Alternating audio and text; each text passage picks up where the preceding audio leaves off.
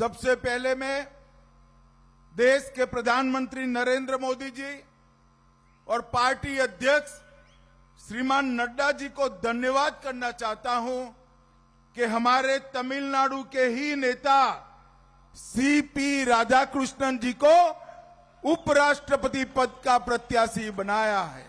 நான் முதல்ல பாரத பிரதமர் திரு நரேந்திர மோடி அவர்களுக்கும் தேசிய தலைவர் திரு நட்டா அவர்களுக்கும் எனது மனமார்ந்த நன்றியை தெரிவித்துக் கொள்கிறேன்.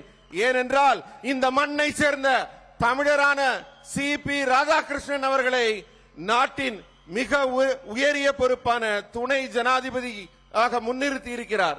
मैं तमिलनाडु की जनता को भी ये बताने आया हूं कि अब राज्यसभा में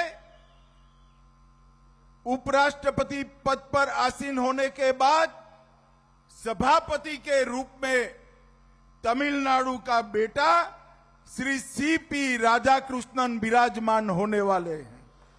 राज्यसभा தொடங்கும் போது துணை குடியரசுத் தலைவர் தான் அந்த சபாநாயகராக ராஜ்யசபையிலே இந்த தமிழ் மண்ணை சேர்ந்த திருமகனான சிபிஆர் அவர்தான் வீட்டிற்க போகிறார் என்ற மகிழ்ச்சியான செய்தியை உங்களுக்கு தெரிவித்துக் கொள்கிறேன். मित्रों, पहले भी एनडीए ने ही एपीजे अब्दुल कलाम जी को भारत का राष्ट्रपति बनाकर ये सम्मान दिया था।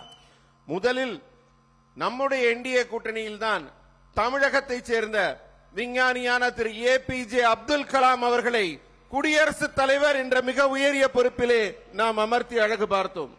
नरेंद्र मोदी जी ने हमेशा तमिलनाडु, तमिल भाषा और तमिल संस्कृति का गौरव करने का काम किया है।